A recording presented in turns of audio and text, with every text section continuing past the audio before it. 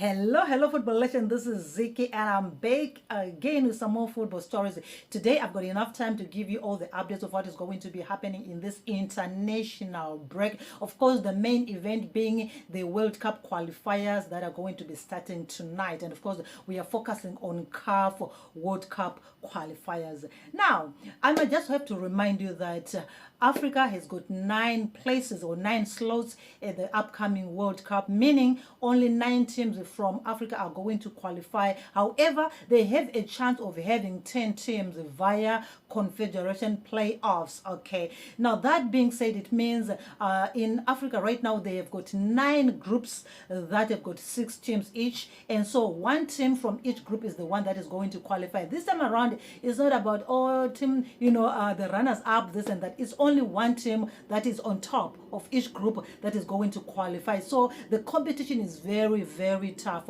And that being said, so let's take a look at some of the teams that are currently on top of their groups and who are likely to qualify. Remember, now they're in match day 7 and 8, which is going to be played this current phase, and then in October they're going to play the last match days, that is match day 9 and 10. Now, first in Group A, we have Egypt, who are on top of the group with the 16 points, having won 5 games and drawn 1 from the 6 games that they have played. And of course, there is Burkina Faso trailing just behind with 11 points. Sierra Leone, Ethiopia, Guinea-Bissau, and Djibouti, some of the teams that are in that group. But of course, Djibouti almost out of there. And then the next one is Group B. In Group B, DR Congo is on top with 13 points, closely followed by Senegal with the 12 points. So, and again Sudan 12 points. So this group is very much open. So let's pay attention to the games that they're going to be playing in this phase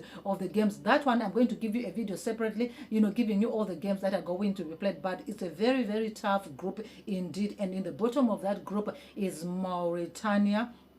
Then we go to Group C. Group C is a group of interest to me. South Africa is on top in that group with 13 points, followed by Rwanda and Benin with 8 points. And then Nigeria is also in that group with 7 points. Then Lesotho 6 points, and Zimbabwe sitting at the bottom of that group with 4 points. So this group is quite interesting because any result that we're going to be seeing happening this upcoming phase of the games is going to change the dynamics of it. So it's not a clear-cut group that South Africa is automatically going to qualify. They will have to win and win and win. And remember, only 4 games left to be played. All right. So as well as Zimbabwe, they also need to win all their remaining games if ever they are entertaining any chance of a miracle happening there. And as for Nigeria, I'm sure that is a disappointing thing for them because this is a team that we've known that they've been making a mark in African football. However, of recent years, we have seen them going in a decline.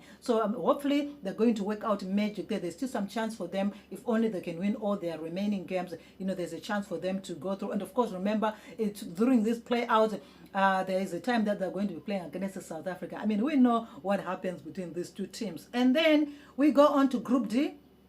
Cape Verde on top there with 13 points, Cameroon 12 points, Libya, Angola, Mauritius, and Eswatini. Of course, Cape Verde, Cameroon, and Libya there still in the mix of competition. So for Cameroon, they have to work extra hard if ever they want to qualify in this group. This is the reason why I say it's kind of tricky if only one team has to qualify from each group. But anyway, that's it from Group D. Then Group E. Group E, we have got Morocco, Tanzania, Zambia, Niger, Congo, and Eritrea. We understand Eritrea is already out of that competition because they withdrew. Now Morocco has got a chance of being the first team to qualify. I mean, they're playing very, very well. They have played 5 games and they've won all the 5 games. Okay, so this is a team that we just have to watch out for. If they win the 2 games that are going to be played in September, then their chance of going up is just, no one can stop them. Okay, so unfortunately for Zambia, things not working out well for them.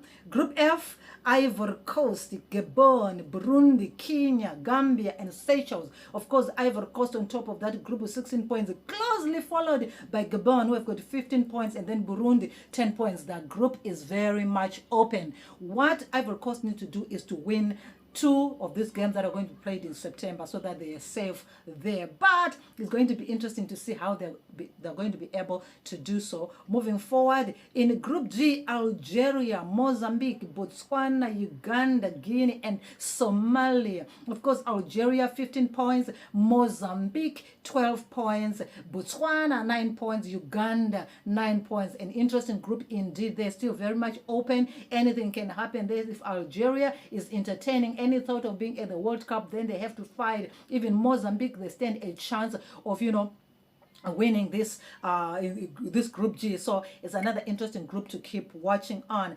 And Group H, Tunisia, Namibia, Liberia, Equatorial Guinea, Malawi, and Sao Tome. Of course, Tunisia on top of the group with 16 points, followed by Namibia 12 points and Liberia 10 points. Interesting group indeed. Again, very much open. But of course, with 16 points for Tunisia, they only need to win 2 more. Then they're a little bit safe, on the safer side there. But let's see what is going to be happening. Again, I'm going to be giving you all the updates to see what is going to be, happening with who is going to be collecting those maximum points. Group I, Ghana, Comoros, Madagascar, Mali, Central Africa, and Chad. Of course, Ghana on top with 15 points, followed by